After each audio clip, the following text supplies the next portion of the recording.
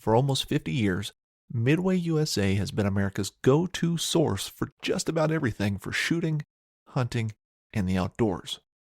Go to midwayusa.com to see our latest deals and promotions and take advantage of our super fast same-day shipping. If you need a cooler, a new fishing rod, another rifle, ammo, or a reloading press, you can find it all at midwayusa.com. Thanks for your business. Midway USA brand product designers have one straightforward goal: develop high-quality, technically sound products and deliver them to customers at reasonable prices. If you are immersed in the shooting sports industry and pay close attention to every single detail, you know our products are built right and stand up to everyday use. Who has shooting mats and range bag systems to hunting clothing and just about everything for the outdoors? Log on and shop 24/7 with super fast shipping. MidwayUSA.com.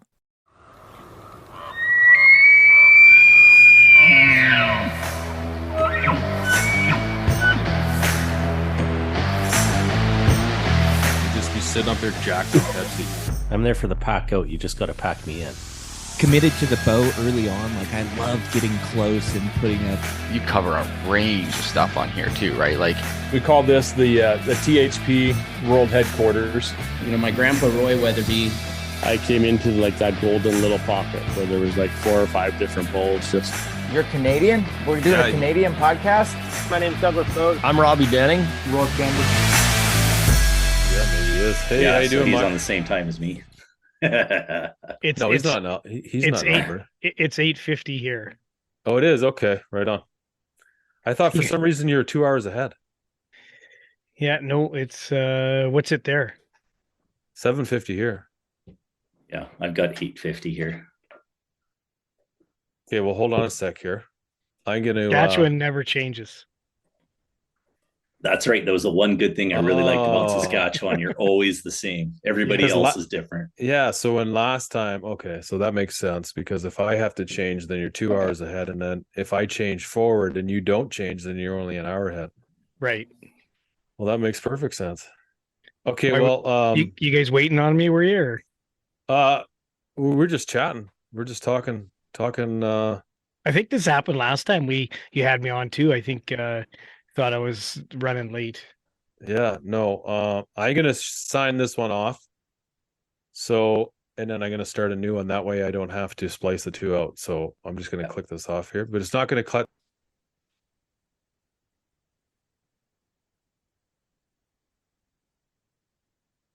Perfect. I could just add a little cue marker in there. So, Muc, what's happening? Not much, fellas. How about with you guys? How's the archery season this year? Pretty well. I was busy almost every weekend. I seen that. I seen you're just giving her tournament after tournament after shoot after shoot. A busy man. Struggle after struggle. Well, it looked like you did pretty good at the. What was the last one? Firemen's. The World Police Games. World Police Games. Okay, yeah, it looked like you did pretty good there. I did. I had a great time. Awesome. Where was that held at?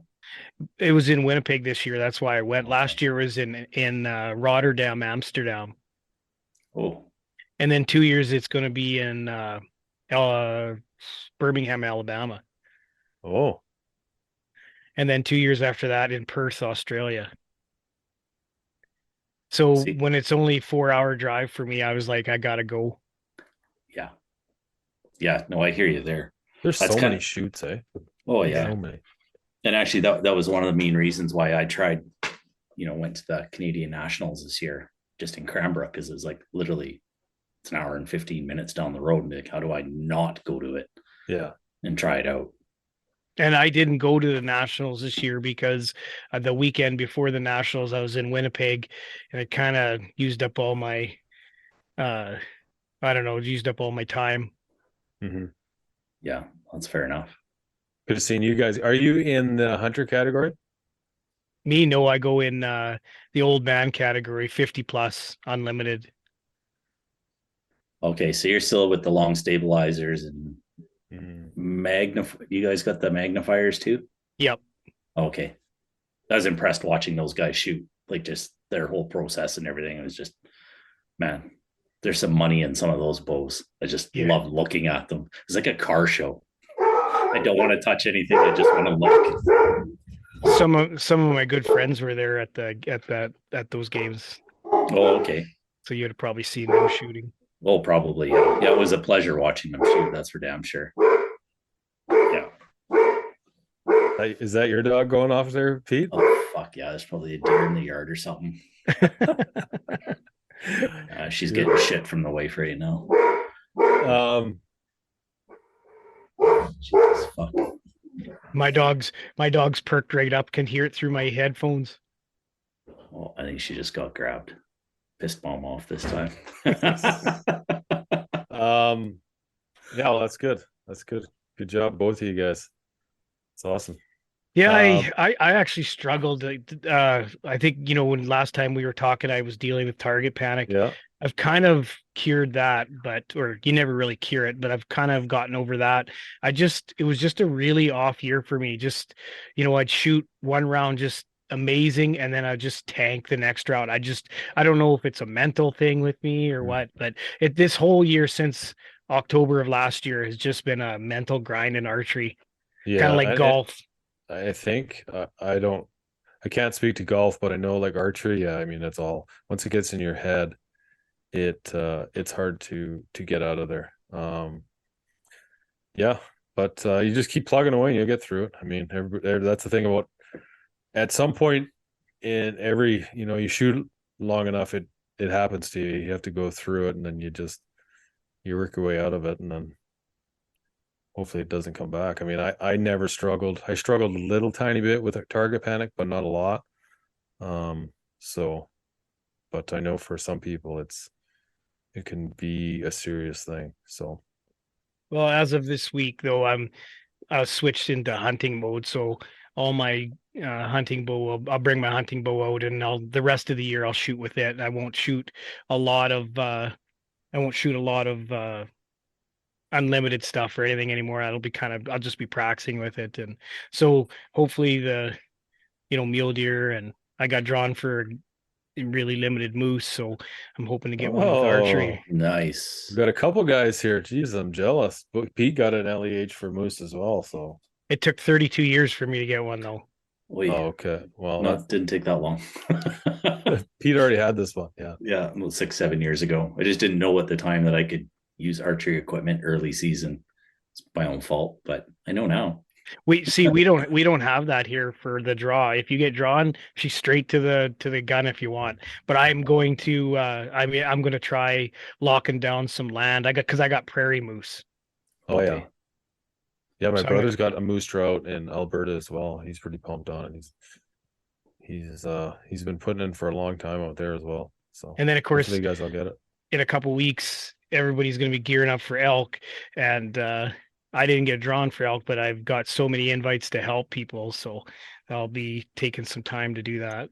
Yeah, and I know we've had you on twice now to talk about bear, because you're kind of well known as the big badass bear hunter now, but a lot of people don't realize that you used to hunt in BC for elk. You used to guide out here. Yeah, like bear. I love bear hunting. It's probably my favorite or most relaxing hunting is bear hunting. But yeah, like elk is where I cut my teeth. Like that's my sort of my bread and butter. Yeah, good. So before we get into hunting elk in BC here and then hunting elk, I guess we could talk about hunting elk out there as well. You have to is there no open season for elk out in Saskatchewan? There is, but it's kind of one of those deals where if you don't live in the area, it's really difficult, and two, it's very the open season, anything with antlers gets shot, so there's not a lot of trophy hunting in the open season. You kind of have to pick a zone where it's draw only. Right. I see. Gotcha. So because I imagine just because of how Saskatchewan is, it must be a lot of private land hunting. Yeah, forest fringe, private land access.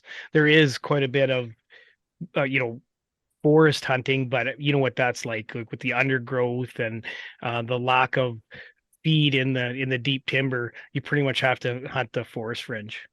Right. Now, what about Manitoba? They don't have Rocky Mountain elk in Manitoba, do they? Or do they have it along the border there? Because I know they have Manitoba elk. Yeah, like they have it is a Rocky Mountain elk, like but it's called a Manitoba elk, but it's every bit as same as what we are. Just the antlers are bigger and heavier, but they look exactly like did I talk to you since bear season? I don't think so.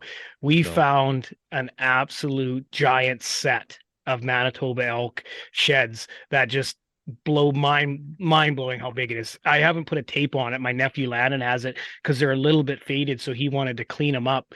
And but I'm guessing, well, this is without putting a tape on it, 375. Wow. Like and that would they're a set laying side by each in right where our bear bait was. So yeah, and what's the deal in Manitoba? So Manitoba, you have to be a resident to hunt elk in Manitoba, right? Yep. You can't host somebody from out of province cannot hunt elk out there. No, I don't even think they have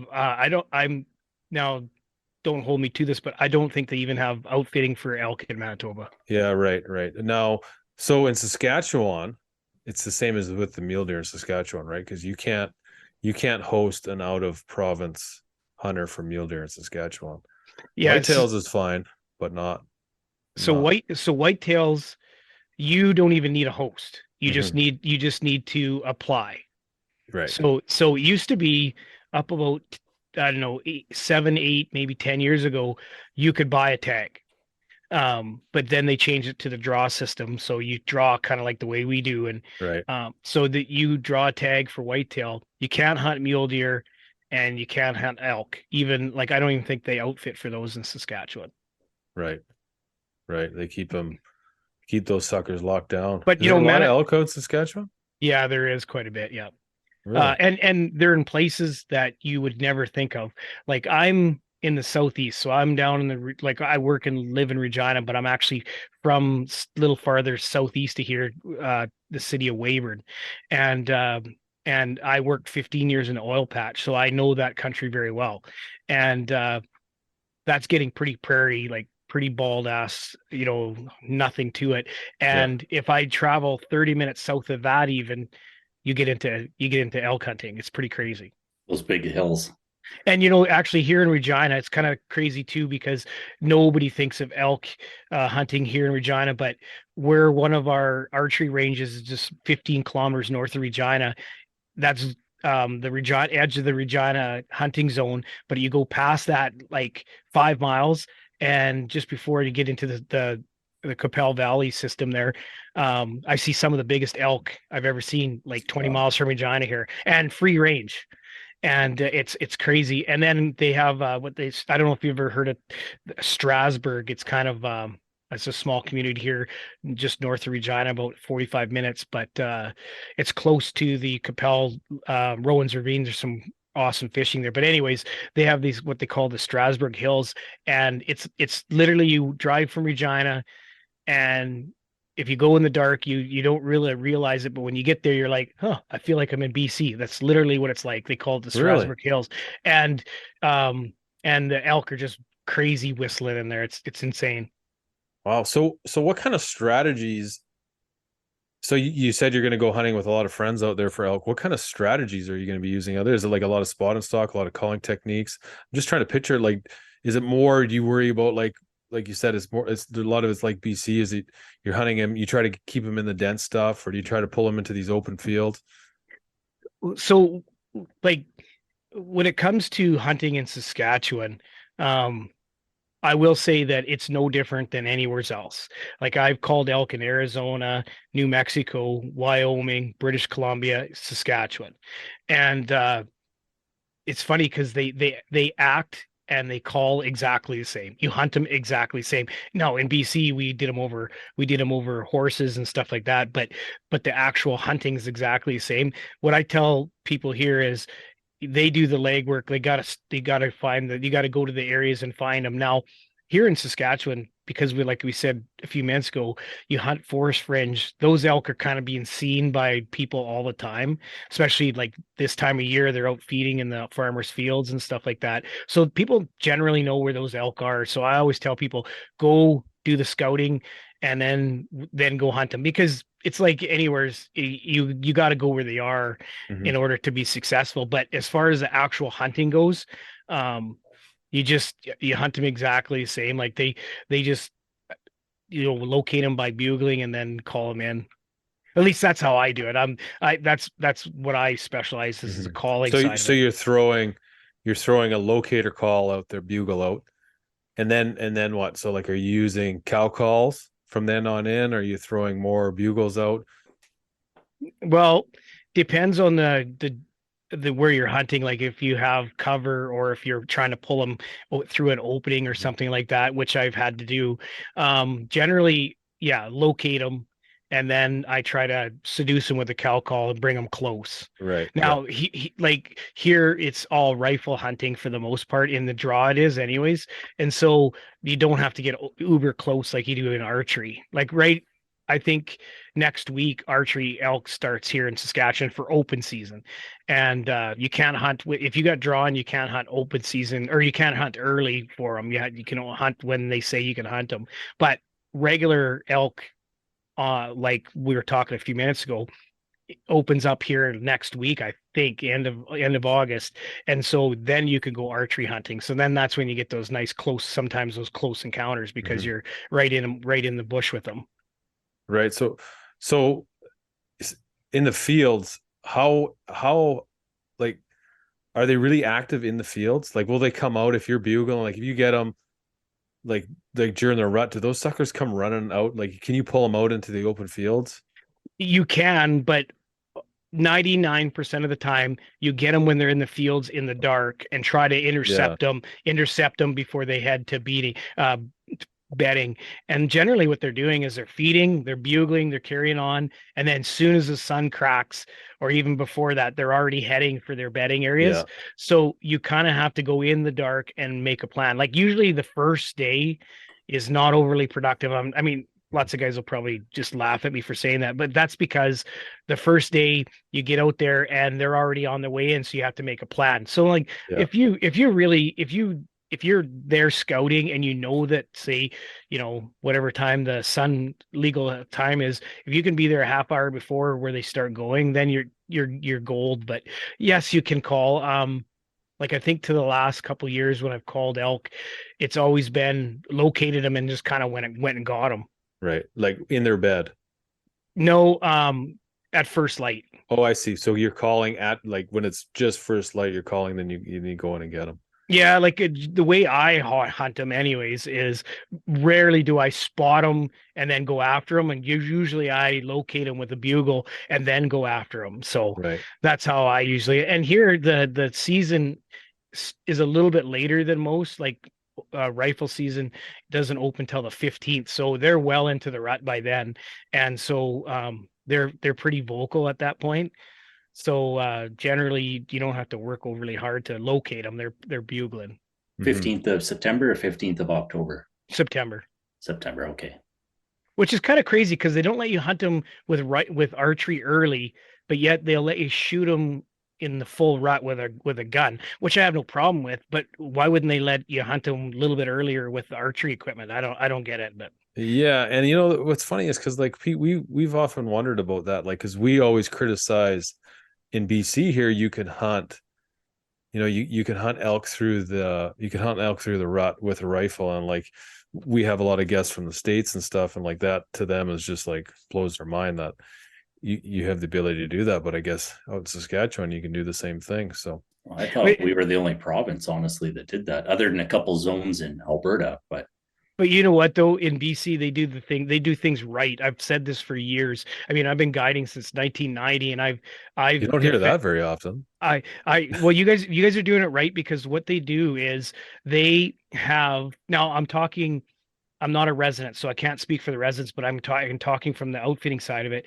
They have, so I remember my very first bull elk was in 1990. It was August 15th. So you guys start hunting early for elk, but they do it right in the sense that there's a 6-point rule. And the reason for that is so that you let those 4s and 5s grow up. Now, I think residents is a little bit different. I think residents can shoot 3 points and up until a certain time, and then it's 6 points. I think don't hold me to that, but I know when it came to the outfitting, they had that 6-point rule, and that really made those younger bulls grow up. Yeah. So how it is now is, well, I mean, so where Pete is, you can shoot any bull in archery season, which is September 1st to the 9th. Where I am in Region 8, the Okanagan, you can only shoot a 6-point, doesn't matter what season it is. As you get further up north, you can get into those 3-point bull seasons early, and they're earlier. So it all depends on where you are. The further you go up north, the earlier it starts, and you have a little bit of leniency on points.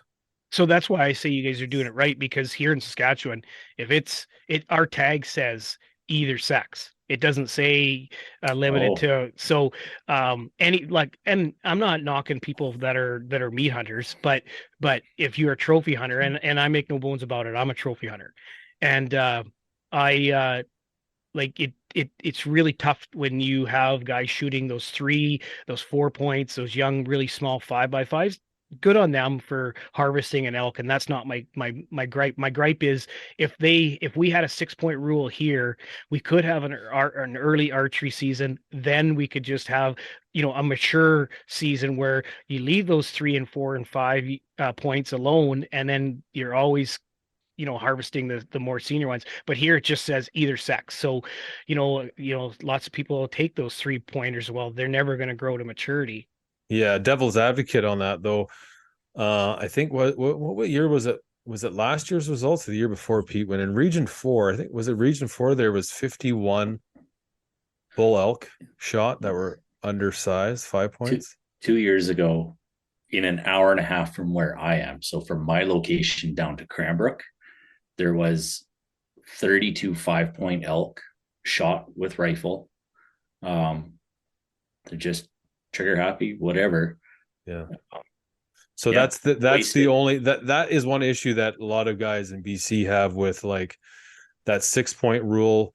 Should elk be on an LEH? Should it be open and then just give a lot of LEH tags? And then obviously you talk about, well, if we put it on an LEH, will they ever get it back? And like, so there's it's kind of like, yes, I mean the 6-point rule is great, but we just need guys to be more responsible, because like judging elk is tough. Judging elk in the field is a lot tougher. Judging elk in the field through your scope or at full draw or through your binos, even, you get excited, they're moving around, they're into trees. It's really hard to judge. Is that a 6 or is that a 5? And the biggest problem is a lot of guys would rather shoot that animal and take the chance that it's not a 6 than have it walk away and it be, what I mean? It's running away, and then they realize it's a 6. I hate to hear that they do that, because I know in BC too, back the years when I was guiding, they implemented the 3 rule for moose too. So the same thing was happening. It had to be 50 inches or at least have 3 eye guards or something like that. So there was lots of moose being poached, not poached, but shot with that didn't have three eye guards.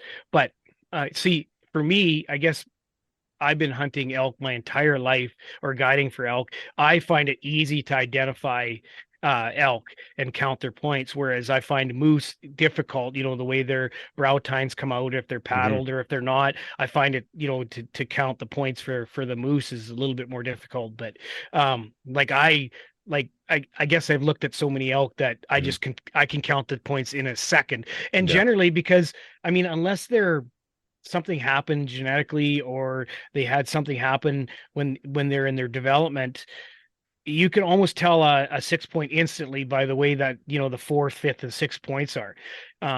They might not be the biggest thirds, or they might have stubby 1st and 2nd points, but they're almost always there. You almost always have those on a typical elk. So usually what I do is I identify the 4th, 5th, and 6th, and then I go from there. Yeah, it's funny you say that too, because that's generally how we all count too right away. Be like, okay, 4, 5, 6, and then just confirm nothing's missing off the front. we actually have one drainage here where a buddy of mine's like, you're going to go up there, you're going to see this 5 point, and you're going to say he's a 6 because he's got his 4, 5, 6. But he says there's a weird genetic thing up there where they're missing one brow tine. So he's just like, make damn sure you count the brow tines up here, because normally, they're there. But he's like, for whatever reason, this one drainage, but like the elk are just freaks up there. And they're missing that one side or whatever it is. They're just not there. I've never seen it anywhere else but up there. You can tell too, just off the last point, like on either antler, you can tell just that if it's a 6 or it's a 5, just the way that last point is poking. But it comes down to, like you said, Muc, you have to look at you got to look at elk to do it. And like, that's a lot of the issue, I think, is like, there's a lot of pressure on guys to perform because of, social media and just all this stuff. And like, oh, I got to get an elk, I got to do, or whatever it is, I got to get a sheep. And like, unfortunately, there's a lot of these undersized animals getting shot as a result. That's too bad. It's, also too, one thing that I will say is, remember when we were talking before, I've never shot an elk. And so, I've never been on the other end of it's a lot more difficult when you're with a gun than you are when you're sitting there with a pair of binoculars. Yeah. So that could be part of the reason too, is they just see antlers and they shoot because they need to make that shot. Whereas I'm standing there with a set of binoculars. So instantly I'm going to the antlers. Yeah. And so that might be too. Yeah. And also the very first time you see an elk, the size of them is overwhelming. Yeah. Mm-hmm. So like a 5 point is sitting there rushing tree. I remember the first time I seen one, and it's like, holy shit, that thing, like, that's serious, right? And so you're just instantly like, that's got to be a 6. Look at the size of him; he's huge. And then, unfortunately, some guys get a little. They just don't take the time and just to make sure. But So anyway, let's go back to hunting in Saskatchewan a little bit, and then we'll cruise over to BC here. So, like what kind of, so you're guiding out there, you're locating calls, you're doing bugles. Like, do you use challenge calls at all when you get in? Well, yeah, I mean, I'm trying to think about the hunts I've been on in Saskatchewan. The reason I set this up is because I want to talk about, we've been talking lots lately about how hunting elk in BC is a little different than hunting elk all over. Now, we have you on who's guided elk in BC, guided elk in Saskatchewan. You've also done it down in the States. So I kind of want to get a feeling of just like, I want you to just kind of set us up for like, what a typical hunt is, all the way down to like where, you're locating, then you're enticing the bull with cow calls. Are you getting in really tight, or do you have to get in really tight out there? Is it, because obviously it's, I didn't think it was be as thick as it is in British Columbia, but you said you going into these areas where you're like, wow, it feels just like British Columbia. So then when you get in tight, because I know from my experience, like you watch videos on or YouTube and that, and like guys down in the States, they'll throw challenge bugles at 100 yards away. In my experience in BC, for a challenge bugle to work, you got to be like a lot closer than 100 yards. You got to be like you got to be within 50 yards to really get him. Because if you throw it too early, he's just going to take his cows he has, and he's going to piss off. He's just going to run away. So, having said that, when you found a bull, you're doing cow calls to entice them. Then what? Like, are you getting in tight like that, or do you have more leeway where it's like, oh, I'm going to play with them a bit, cat and mouse type of thing? Well, in Saskatchewan, I want to say I locate him with the bugle, and then we just cut the distance until we can see him and shoot him at a reasonable distance with the for the hunter. I haven't been involved in too many up close encounters in Saskatchewan. Like last year, Cody Robbins and his camera guy Richie asked me to come help them, and we had a couple of encounters with some smaller bulls that we brought into like 100 yards. Could have easily shot him. But when he got his 7x7, originally I called and he was close, but he was below us. We were on top of the canyon, and he was down in the poplars below us, and we couldn't pinpoint him. So we were jockeying around. Eventually, when he did come out, he came out at 230 yards, I think, and then I just cow called, and Richie made a good shot. But most of my experience has been, close encounters and tight, like call him into like 40 yards and stuff like that. Right. That's I would say the majority of almost all my bulls have been, right on top of us kind of thing. And that's just because of the cover, not so much because you want them to come in close. I haven't think I only had 3 archery hunters in my whole career, but the biggest reason is just because of the foliage that they're in. Right. So you kind of stick to that area. You like it where it's thicker, more dense. No, I mean, remember, Saskatchewan's different. It's not very well. It's very open and accessible as far as you can see a long ways. I don't do a whole lot of bush hunting here for elk because like I said, I haven't been drawn for elk myself. So when a buddy calls me, I'm like, what zone you in? He's like, oh, zone. So I know that it's good. So we just go to where they're at. But I reflect back to, like, say, BC and northern BC, or even in Arizona. And I remember a hunt in Wyoming in particular. That's where I was saying at the beginning was the elk act exactly the same here as they did in Wyoming, as they did in Arizona, as they did in BC. They literally, I hunt them exactly the same. Like, I do seminars all the time on elk calling and elk hunting strategies. And really, when it comes down to it, if you locate them with the bugle and then you seduce them with the cow call, you're generally going to at least see them and give yourself a chance. Right.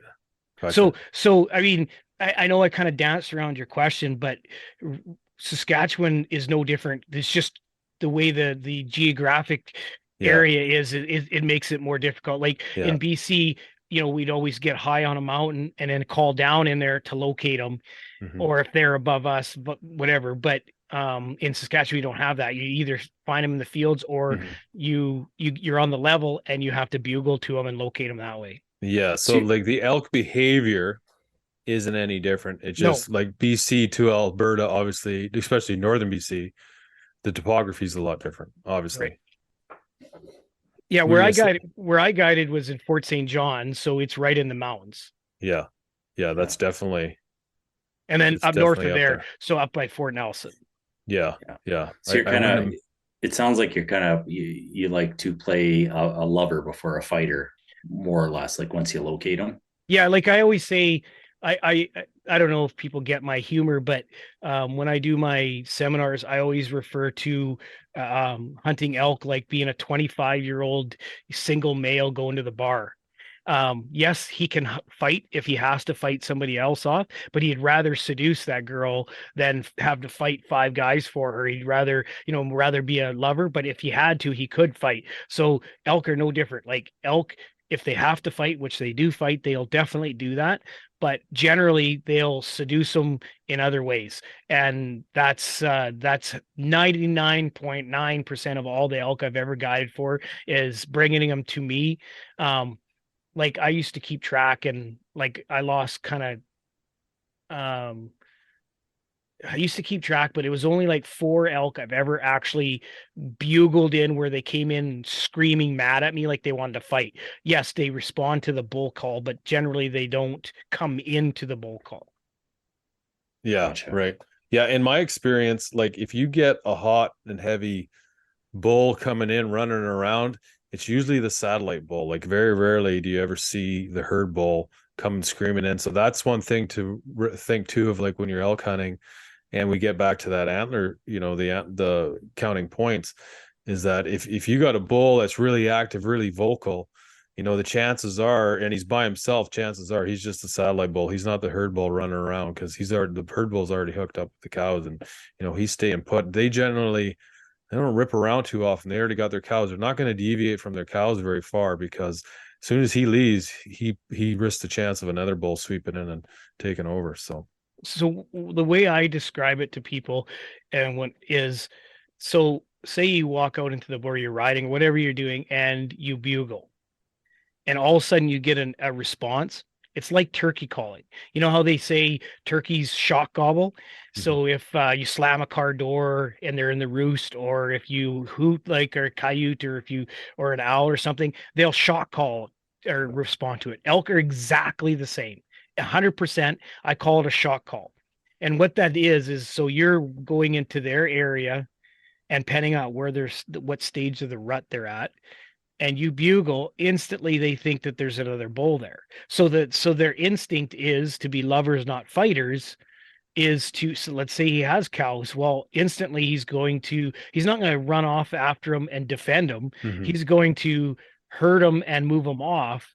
And if it truly was a satellite bull, the only time that he wouldn't run him off is when that bull got right on top of him. And then of course he's forced to run him off. But if he's in the distance bugling at him, he just calls back at him, and then he slowly bumps his cows along. And so almost all the elk I do is I get into the area and I bugle, and as soon as I get a response, I might have to call to him a couple of times with the bull call just to sort of pinpoint him where he's coming from. But I call that a shock bugle. Soon as he replies, I know that there's a good indication that, depending, like I can tell generally by their bugle back at me if they're immature or a mature bull. Because yes, a mature 6-point can sound like a young bull, but a young bull can never sound like a really big mature bull. And so if you have that big deep growl, or if they chuckle deeply at you or something like, so generally you right away you can tell if you're dealing with a young bull or an old bull. So I call to him, I pinpoint him, and then I instantly start trying to cut the distance, because I know that I just announced to him that I'm another elk, and I know that he's going to be on the defensive right away. It doesn't matter if he's a big 6x6, he's still going to be on the defensive. Yeah, for sure. So you're moving in, checking your wind. So how often cow calling as you're advancing? Okay, that's what I was going to ask you. Now you're playing the fact that you heard his bugles, you're another cow coming in. Yep. And sometimes you have to bugle to him. Like say he goes quiet on you, you have to let out another bugle, because he may have moved off, or maybe he has gone silent. In Saskatchewan here, because there is a lot of what we call educated elk, they've ran into lots of hunters. They will come in what we call silent, where they come to you, but they don't respond back to you. So then you kind of stumble on them, and which is unfortunate. But usually, if you're in a good area that has lots of elk, usually what'll happen is if they go silent, you may have to bugle to them just to locate them again. But you can usually tell by your cow call if he responds to the cow call. Right. Interesting. That has, elk, like being successful calling has a lot to do with how he responds to your call. Right. And so when, like, I just used Richie's big elk from last year, I bugled and he answered back, and then I instantly went to the cow call and he answered back. But we knew he was below us, and we weren't really going to gain anything by trying to draw him to us, because it was so thick with poplars, and we were so high up that had we tried to bring him closest, we basically would have had to bring him right on top of us. And so what we were trying to do is skirt around to the ridges of this canyon to try to just basically see him. So we didn't actively, we weren't like, okay, we got to bring him to us. We were trying to locate him. And so what we do is go around, and then if he didn't bugle, I bugled, he answered back, and then I cow called. And eventually he got to, we were right above him, and he came out of the canyon up onto the bare bank, and I'd already ranged it with my rangefinder. So I didn't actually range the elk. I remember ranging the bare hill. And then when the elk came out, I remember saying to Richie, I said, it's 230, because I had ranged it earlier, but we knew he was somewhere there, and we wouldn't have gained anything by having him come to us. And so we didn't advance on him, and we weren't actively cow calling. We were just literally trying to locate him. Right. And eventually he came out of the bottom. He must've been raking, because he had a bunch of leaves and stuff in his antlers, and he came out and I cow called, and he stopped and looked right at us, and then Richie made a good shot. Right. But that's basically what I do. You guys, if you're big elk hunters, you probably have heard this, and this is probably the most asked question I get at my seminars is, so they'll give me the scenario. They're like, okay, I had this bull calling, he got within 100 to say 50 yards, and then I just couldn't get him to come any closer. Seems like a very typical scenario for somebody that's not overly experienced in elk hunting. And I say, well, what did you do? And he says, well, I sat there and I tried calling and I tried cow calling, and he hung up. I said, well, why didn't you go after him? And they're like, well, because I was too afraid to spook him. I said, well, like you said, if you have the wind, you can be noisy. You don't necessarily have to be quiet. But I said, if you just keep calling to him with your cow call, you're gonna trigger something in his head where he's at some point gonna have to come and see what you're at. And so that's what I always say. You just made the mistake of trying to draw him too close.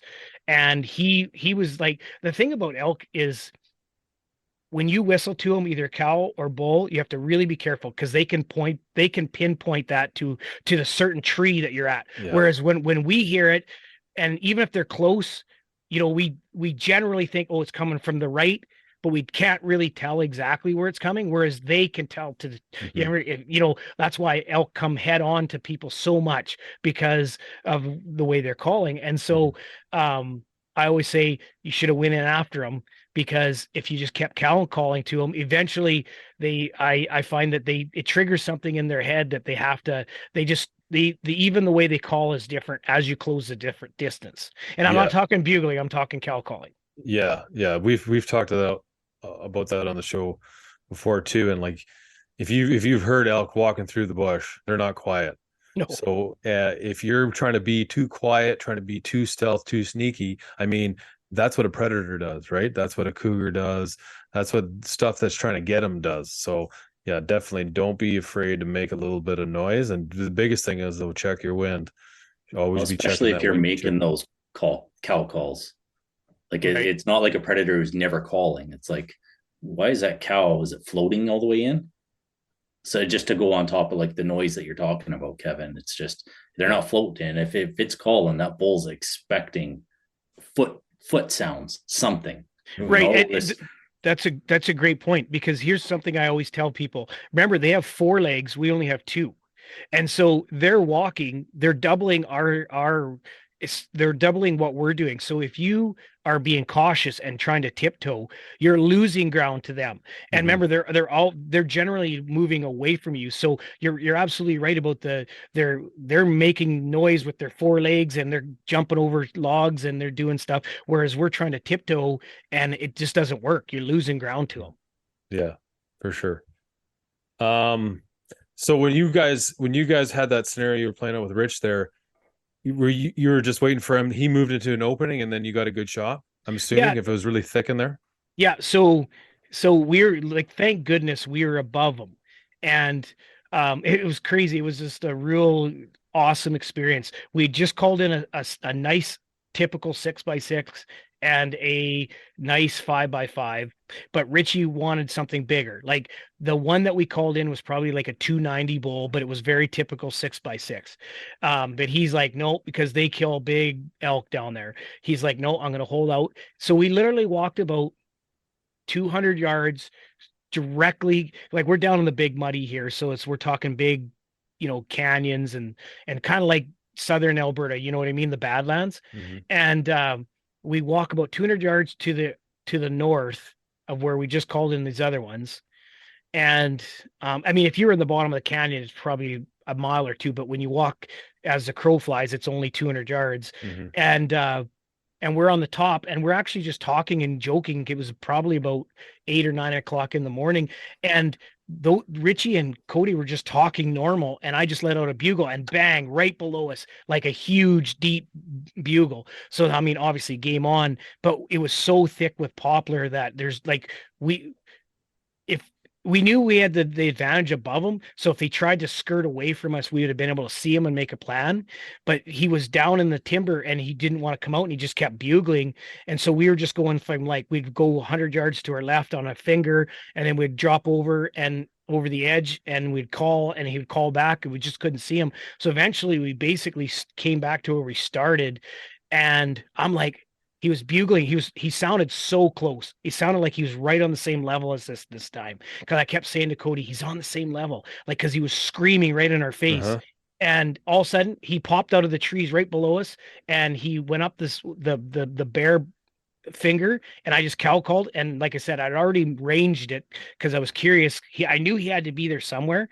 So we thought he actually was coming from where he came from the bottom. We actually thought he was coming from the other side. So that's why I ranged it. Because if he came over that ridge towards us, we'd know how far it was, but it was the opposite. He was below that ridge so he was actually closer to us. He was probably only 100 yards at one point to us. But the way the fingers were, it just seemed like he was on the same level as us. And so he popped up. And right away, I looked through my binoculars and I remember saying to Cody, that's a 7 point. And I cow called with the mouth read and he stopped on a dime and he looked right back at us and Richie made a good shot, but we couldn't tell if he hit him because it didn't react like a bull that was hit really hard. It didn't make a big smack or anything. And then he ran over the fence and then disappeared over that finger. And so we reviewed the footage and at one point we could see what we thought was a little puff of hair in the footage. I'm pretty sure you made a good shot on that bull. And I went around and went on the other side of the valley and they went on where the bull went. I said, well, this way I'll go on the other side. And if you guys bust him, I will be able to track him where he's going. But it turns out, I was only probably 150 yards across from him and they started hooting or hollering and he went over the hill and just died. So it was awesome. Nice. And I mean, he was very typical 7x7, like not the biggest, like not a 180 or anything like that, but I think he was like 150 or 350. Yeah. But just a very typical, 4, 5, 6, 7. It was just beautiful. Nice. So tell us a little bit about, you said you're hunting elk down in Arizona. I'm curious about that. So Arizona's crazy. It's the greatest experience I've ever had in my entire life. They manage their elk there like you would not believe. Like that big 5 point that you're telling me about, they would get rid of them. They would sell them off as a management bull. But there they don't have undergrowth because of the lack of nutrition and moisture. So when you go hunt in the mountains there, it's just big pine trees and no undergrowth, no grass, no nothing. So you can see in the trees a long ways. And it was amazing. I remember videoing, and at one point I had 5 6x6s in one viewfinder. It was just insane. And that's what you see though, and that's what gets you going. And like you see videos of that, and then it's like, man, like, can I have one? Yeah, right. Because like, when do you like?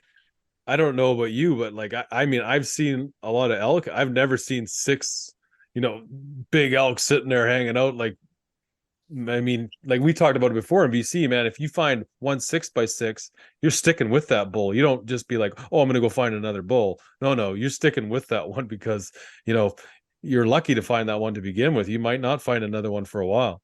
They have the biggest elk in the world down there. Like as far as point wise, like they routinely shoot 375, 390 bulls. The only thing with those is they have such poor nutrition that they break their antlers off a lot from fighting. I have just the coolest story ever. So you can get really close to their bulls because they're very. I don't know if the bull to cow ratio is off there, but if you even can sound like a cow at all, you'll have bulls coming from everywhere. And so the first year we went there, I videoed my friend shoot a big 375, and it was literally the biggest elk I've ever seen. Remember, I've guided for over 100 at that point and seen probably 1,000, between 5 points and smaller stuff. So when I seen this bull, I basically talked him into shooting it. I was like, the guide was like, I don't know, he's 365, 370, and I'm looking through the camera and I'm like, this is the biggest elk I've ever seen in my entire life. So he ended up shooting him, and I'm not going to say he was disappointed, but I think the guide wanted him to shoot a bigger one. But anyways, we went back the next year and he wanted to shoot one with his bow. And so he flew me down there to Arizona again, and I got just the coolest the story ever. And I need to find the footage. I can't find it, but so I was kind of like, he was shooting with a bow, so we knew we had to get close, but we knew that we could really call him in close there. So because there's no undergrowth, we were calling, and we had this one bull a long ways away. So I want to say like a quarter of a mile away, kind of on the mountain ridge, that he was responding, and he was coming on a rope to us. So there was an old spruce tree that was tipped over from whatever wind or whatever. My friend got in behind that, and then I was in front of him, kind of all camouflaged, kind of half ghillie suited up. And we were on a really steep ravine, like I'm talking almost hands and feet steep, and that bull was on the other side of us. So and he's archery hunting, so we had to get him close. Anyways, I'm using the camera on a little tripod, and I got the screen flipped out, and I've basically got this like kind of camo burlap stuff over top of me, and I'm filming. I'm only watching with the screen, and I have a mouth read in, and I just kept cow calling. And as the bull kept getting closer, I just kept getting more. I put my hand over my mouth. But anyways, the bull, because it was so steep, the bull was like, he wasn't coming straight at us. He was zigzagging like a human would do. So he would go zigzag. And as he got closer, you could hear you hear people talk about the glunking. Yeah. Well, this is how crazy this is. As he was getting closer, he's also getting tired from climbing this hill. You could hear him really breathing heavy. And he was glunking the whole way, but he was doing switchbacks. All of a sudden, he had his head down because he was leading with his head, right? Because he's climbing. His nose hits my camera, and he jumps up and he double kicks at me. And you hear me on camera go, like, kind of laugh, like, holy shit, he almost hit me. And then he wheeled and ran away. And I look back at my buddy who's like right behind me in the tree. And I'm like, how come you didn't shoot him? Because I knew he drew at he was at full draw. And it was like a big 8-point. And he's like, because the main beam on the one side was broke. I didn't see it because I was looking through the viewfinder, but the elk nose actually hit my camera as that's how close he got. Wow. And then he reared up and he double kicked at me. You can see his hooves in the camera as he tried to kick at me, right? When he hit that with his nose. Craziest footage ever. I think I gave it to my buddy, but I can't find it, but it's like the craziest. That's how close you can get to those bulls in Arizona. Wow. That'd be a cool place to hunt. I know the biggest BNC came out of Arizona. I know it was four something. I believe it, because that's how big they are. Yeah, it was over 440. I know that it was somewhere in Arizona, and just like this crazy rack, like, yeah, just massive. Like, think of the size of that. It was over 440. I don't remember the exact, but I know it came out of Arizona. But yeah, that's why I was asking. I know, and I've seen videos, and it just looks like such a cool place to hunt. And it's like, it's not like when you hunt in BC, and you know this, it's like everything's so thick, and it's like the hills are so steep, and like you have to work so hard to get anywhere, like to gain any ground. You physically have to work so hard because you're climbing up over blow down, and like just the topography, the hills, the landscape, it's just so nasty that you go down to a place like that, it must just be like, It was insane how easy it was, and you could see so far in the trees. Like, there was lots of trees there, but there's no undergrowth, so you could see them coming. The bull we end up getting was, I want to say 380, and he got him. Got him in his bed. It was the craziest thing ever. So we heard this elk bugling, and we snuck into him, and he was in his bed, and he was bugling from his bed. So we just kept sneaking along the trees, and eventually he got to like 30 yards, and he just dropped one right in there when he was, and he stood up and ran, and he got it. But that's the one we end up getting, was like, it's because you could see, like, here, you're absolutely right. You can't do that here. Like, No, that's awesome. It's a different world. And Wyoming was probably one of the other best places that I enjoyed calling, because that was exactly like hunting in BC, like to a T, because it was the only outfitter that it skirts the Yellowstone, so we were pulling bulls out of the Yellowstone, so it was cool. Yeah, the nice thing about down there, though, compared to up here in BC, I think, is just the density of elk down there. Because we don't have elk up here like they have down there. Like, obviously our management is nowhere close to as good as it is down there. I mean, obviously they have funding down there that is, we could never match that in Canada, no matter what. Like, we just don't have access to the resources that they do. So, I mean, but just to be in an environment where you're having that much interaction with bulls on a daily basis must just be absolutely awesome. It's mind blowing. It spoils you, actually. But so how many years did you guide in BC? From 1990 to 2005, 2004. So 2004, just shy of 50, just about, I always say 15 years, but it's like 14 and change or something like that. Right. So you got a lot of experience here. You must have seen a lot of good bulls go down. Talk a little bit about like, walk us through. You already talked about hunting in Saskatchewan. What did you do? Like, did your sequence change at all just because of the nature of the topography in BC? No, I hunt literally the exact same. And then, and I always say this to everybody else too, just like you don't have to be a great bugler. You just know the basics so that you can project your call. And then I said, master the cow call. And that's like, I'm going to be going here in 3 weeks to help a guy. And I guarantee you, we're going to do the same thing. We're going to hike to where the elk are supposed to be. If we don't see them, at first light, we're going to go to where we think they are. And I'm just going to bugle, and hopefully we can get one to answer. And that's when I guided in BC. Every hunt started the same way. I saddled the horses up. We got away from the camp and I started calling, and I'm very active. I call every 3 minutes, every 5 minutes until I get a reply. Right. So you're very active on the locating. Yeah. Because like the animals can cover lots of distance in a short amount of time, but so can we. So I'm a big believer in, I don't want to miss the opportunity to maybe get one that hears me. So I walk for 5-10 minutes. I bugle for 2-3 minutes, listen, nothing. And then I walk for a little bit and I bugle. And eventually you'll just like fishing, you'll hook one eventually. Interesting. Yeah. Very. I'm very aggressive. I'm not an aggressive caller when I'm calling to an animal, but I'm very aggressive and very loud when I'm trying to locate him. Right. Like, you will see, like, if you hunted with me, you would be like, oh man, he's blowing his head off. And I truly am, but that's because I'm just trying to cover a long distance. Right. Yeah. If it's worked.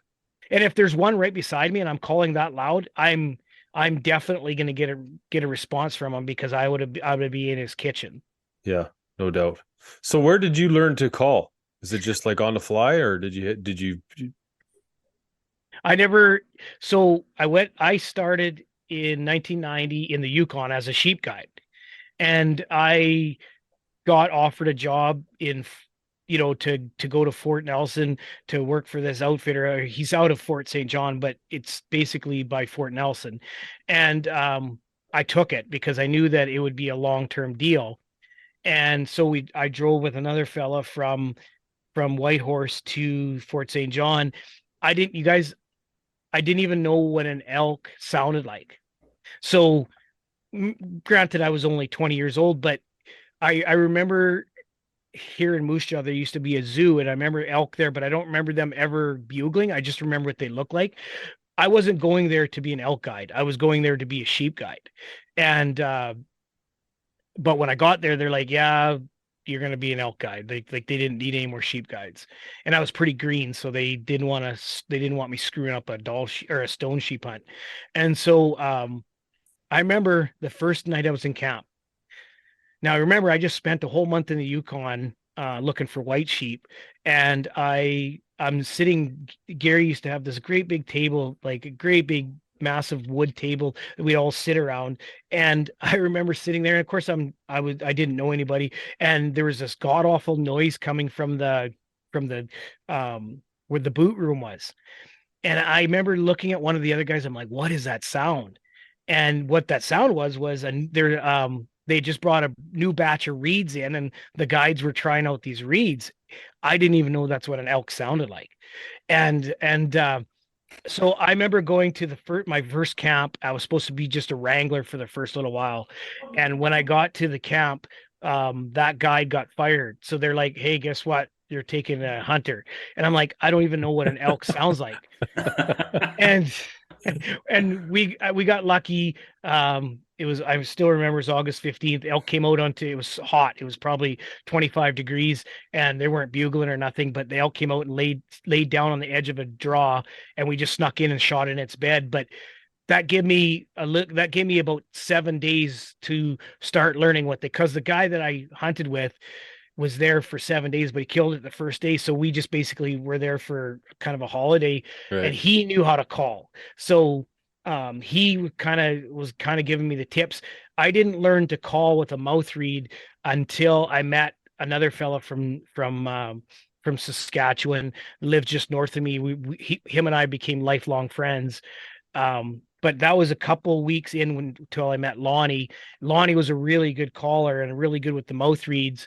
And we didn't hunt together as guides the very first year. It wasn't until the second year where we came back to the same area. I didn't even know Lonnie existed, and I certainly didn't know he lived so close to me.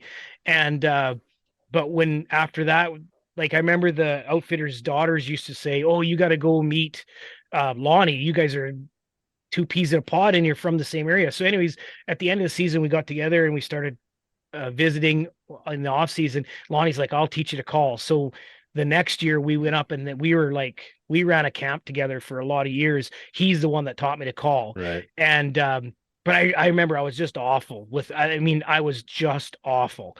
And, I worked at an oil patch. And so that's where I refined the calling was I was by myself in the truck, Just and I put the practice and I'm not going to say I'm any better than Lonnie to this day, but I took it way farther than him. I went to the World Elk Calling Championships. I do seminars and I teach people to call, and whereas Lonnie's just a really good elk caller for hunting, I kind of took it to the next level. But that's how I had no idea. I was a prairie guy from Saskatchewan, had no idea what an elk even sounded like. I definitely didn't know they bugled. And then it became like a lifelong obsession and something that I truly enjoy teaching people to do. Yeah. It's I mean, I say it every year that I'm going to practice my elk calling. I never do. I mean, I generally, very rarely do I ever bugle. I just use cow calls. Yep. And I mean, I locate him with a cow call, and then when I'm walking in, I use a cow call, and it's always worked. So I just roll with it. It works. One of the things that a lot of people don't understand is a premium call will make or break, how your training goes when it comes to learning to call. And if you just go to any store and grab just any old reed or anything like that, and you think that you're going to be sounding good, well, that's the problem. There's some pretty shoddy gear out there. And what I have found is the better gear you use, the better you sound. And I know River. You're right. Like Travis, I know Travis very well, and I exclusively use his stuff, and he knows that. Yeah. But I remember, did he tell you the story how him and I met? No. He was down here, and they were him and his wife were trying to sell some calls at one of the hunting shows here. He wasn't at the booth at the time, but I walked up there, and Carrie was there, and I'm like, "Oh, elk calls, awesome!" And I even said to her, she says, "Oh, she was trying to sell their products and whatever." And she's like, "Do you want to try one out?" And I said, And I actually said this to her, and even this year, like this spring in April, they came down here. We still had a chuckle about this. She is a little bit different, she thought I was more snotty than I was, but I even said to her, I go, yes, I'll buy one, but don't be offended if I don't like them, because I was a snob at that point. I only used certain calls, and because I knew they sounded good, put it in my mouth and blew it, and I was blown away at it, literally blown away. Yeah. And then she's like, well, you got to meet Travis when he comes back. So when Travis came back, he's like, oh, you got to try this one. And you guys, like, so I've been calling elk for 30 years. There is nothing that compares to his equipment or his gear. Like the sounds that they make, how easy they are to blow. Like that's what I found is the simplicity. Like even his bugle tube. Yep. Is just so much easier the way it's shaped to your mouth than any other bugle tube I use. And like I said, I don't bugle a lot and I suck at it, which is probably why I don't do it. But with his, I can actually make sounds that sound somewhat like a bull. I mean, but like I said, I'm strictly, you know, a cow calls always work for me, and that's just what I run. I locate with it, and you know, I like a reed in my mouth. That way I can have my bow in my hand, and if I have to, I draw back with it. It's always just worked. And when I'm cruising through the bush trying to close distance, I'm doing the same thing. I'm just throwing those little soft mews out there just as I'm approaching, and it's always worked. But I know with his calls, man, like they're just easy to use. They fit really well to your mouth, and they're just, everything about them is just money. Do you use the dome or do you use the flat reeds? I use the domes. Okay. He does make a couple of flat reeds that I really love, but I find that the flat reeds just last longer. I got a quick story about Travis's calls. So I was doing a elk seminar 2 years ago, and of course I'm using his calls. I'm doing an actual workshop. So I do seminars on elk calling, elk hunting, and then I actually do workshop where I can actually teach you to call. And but that's 2 hours for bull calls, 2 hours for cow calls. And anyways, I was doing this workshop, and there's one fella there that just could not get Travis's calls to work. He didn't matter what he did, he could not get to work. And he said something about his palate. And he was getting pretty dejected because all the other guys in the workshop were I was seeing some progression, and him, he was getting frustrated because he wasn't being able to make the sounds. So I said, I'm going to set you up with Travis. I'm going to give you his number. He told me that if anybody ever has any problems with reeds for their palate, to give him a call. So I passed on Travis's information. Guys, no word of a lie. That fella called me the next year, and he says, Muc, I got to thank you. And I said, well, what happened? He goes, you set me up with Travis. He built me a call, and he got a 5x5 with his archery. Yeah, awesome. Beauty. Yeah, Travis he not only does he make good stuff, he's just he's salt of the earth type of guy. So I got a box. I was just sifting through it here before I got on. I got a box of his calls, and he's really good to me. But I will never. I told him just this spring, I will never leave your stuff. Like there's no reason to. And his stuff is so amazing. But anyways, getting back to my point is, good equipment or good calls will make you will help with because another thing too, I don't know if you do this, Kev, but I hope you're training with your tube, because if you're trying to bugle without your tube, your ears will never hear the proper tones. And so you have to train your ear with the tube, and eventually those tones will kick in and you will learn it. But you know, I say this all the time. Good elk buglers are for people. You know, if you just know how to bugle, that's for elk. Because good elk callers, yes, they sound great, but that's not, I don't put my bread and butter in the bugle. When I get an elk calling to me, I locate him with the bull call, I throw the tube on my back and I don't use it again. And the beauty thing about cow calls and why it's so successful is because there's so many manufacturers out there. You can use the mouth reed, you know, you can use a soft bite, you can use a hoochie mama, and you can use a calf call. You can sound like 5 different cow elk and really, really seduce that bull, because one, they might not like the mouth reed, which I find is most realistic. But I have this call right here. this isn't one of Travis's calls, but this call has been on every elk hunt since 1994 with me. This one right here. Who makes that And one? do you remember the company called Lohman? Yeah. So this is a Lohman soft bite. And yeah, we've tried that before on the podcast. We never get we never get the sound because it's too high pitched for the it breaks it. The microphone is big enough. But the thing is, just knowing what it is, guys. I mean, with the amount of stuff available for guys today, I mean, like just with the information you provided, you can go to YouTube. I mean, you can type in how to do a location bugle, and there's just so much information out there now that it's accessible for everybody. Yeah. Well, the thing with the cow call is, like, so if that doesn't work, then the one in my mouth might work. Whereas the bull call, you're kind of like your bull call is your bull call. Yeah.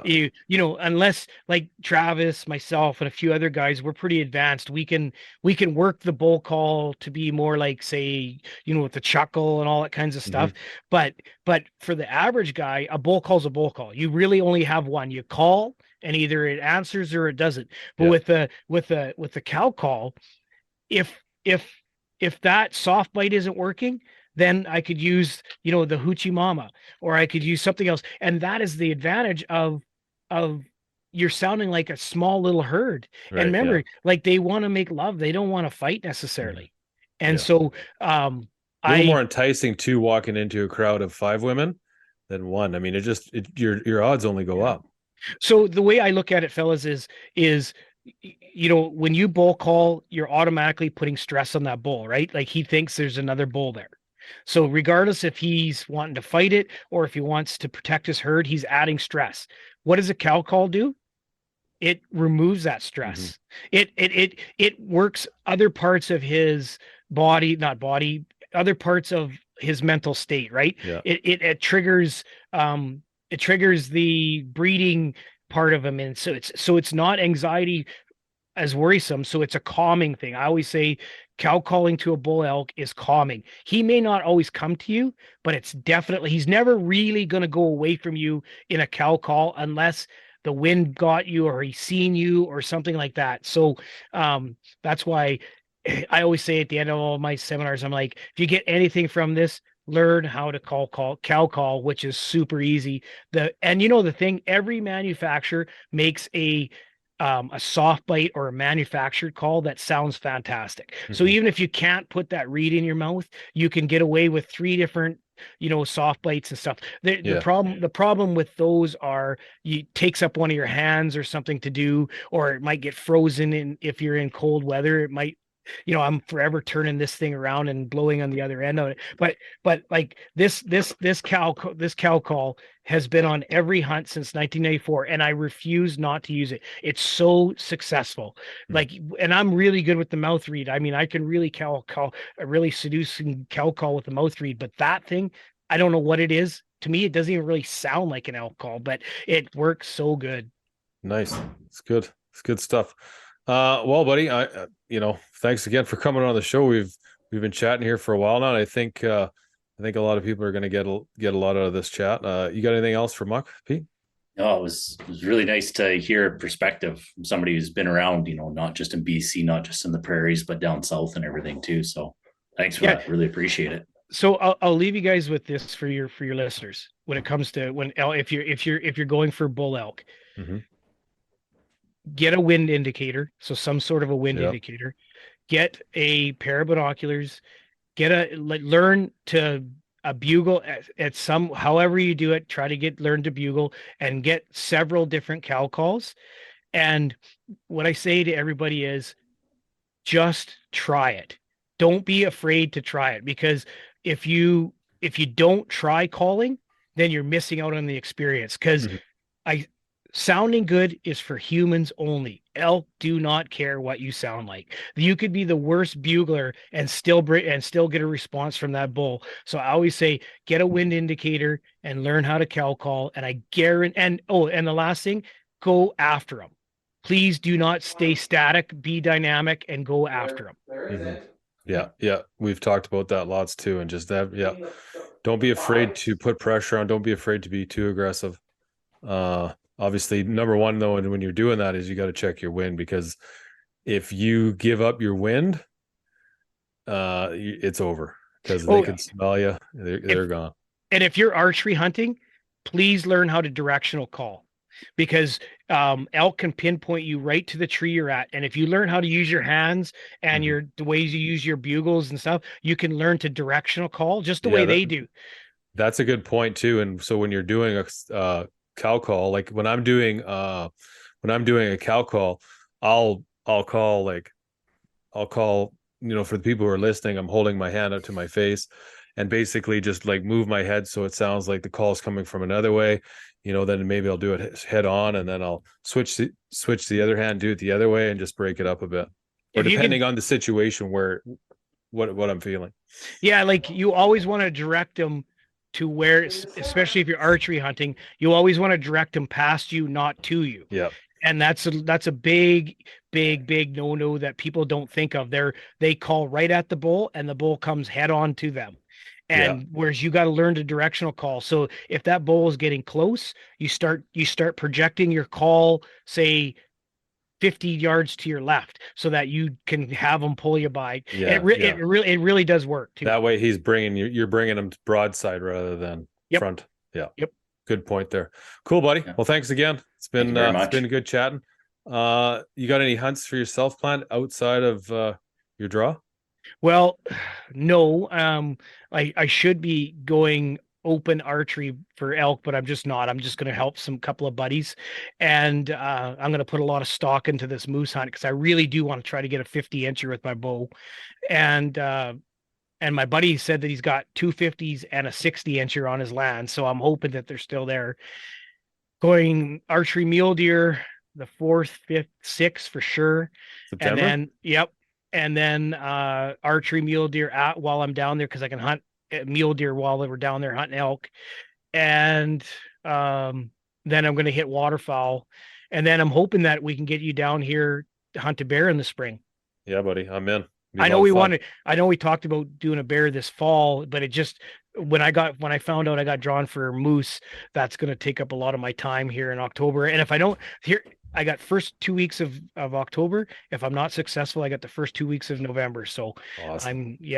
No, I look forward to it, and I kind of want that whole experience of what you got going on. And I know over the last couple of years we've had you on the show, and I really look forward to it. And I wish you the best of luck this season. And I'm pretty confident you're going to get it done with your bow on your moose.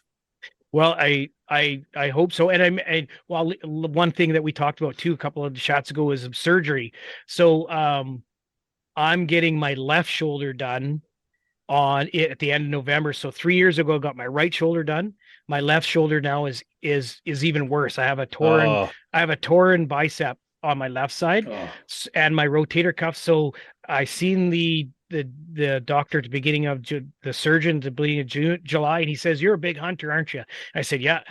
He goes, "When do you want?" I said, "Well, the end of November is perfect for me. So I'm slated for my surgery. So I'll be down and out, but I'll be back up for bear hunting I'll be healed up by spirit. So That's be good to hear. $1 million man by then." Good to hear. Awesome. Okay, buddy. Thanks a lot. Right. We'll see you later. Thanks, fellas. See you later. Thanks again, everyone, for tuning into the Focus Hunting Podcast, coming at you as part of the Waypoint Outdoor Collective. I want to take a quick sec and make a huge shout out and say thanks to the sponsors of this show, starting with BC's premier archery shop, Hardcore Archery, located right here in Kelowna, British Columbia. AKU Boots, they've been supporting the show for a while now. Both Pete and I, we've been running these boots for well over a year. Hunting in BC, we face probably the harshest backcountry environment in the world. We got deserts, Rocky Mountain, extreme coastlines, you name it. And these are the only boots that have lasted me more than one hunting season. So, they're definitely worth the investment. You owe it to your feet to use AKU boots. Use promo code FOCUS and get 15% off, right? They're probably going to cringe because I always pronounce the name wrong, but it is what it is. Onyx Maps, now available in Canada. Stay tuned, guys. We've partnered up with Onyx, and we're going to be getting you guys some more information on Onyx and their mapping system for Canada. For those of you in the US, you've already got access to it and most likely been using the app. Pete and I got early access to this app, and to be honest, it rocks. But like I said, we're going to get you more information on that, and we're going to be able to get you guys a little bit of discount. So lastly, if you guys could please leave a rating and review on whatever platform you're listening, we really appreciate the support. Love you guys. Until next time. Thanks.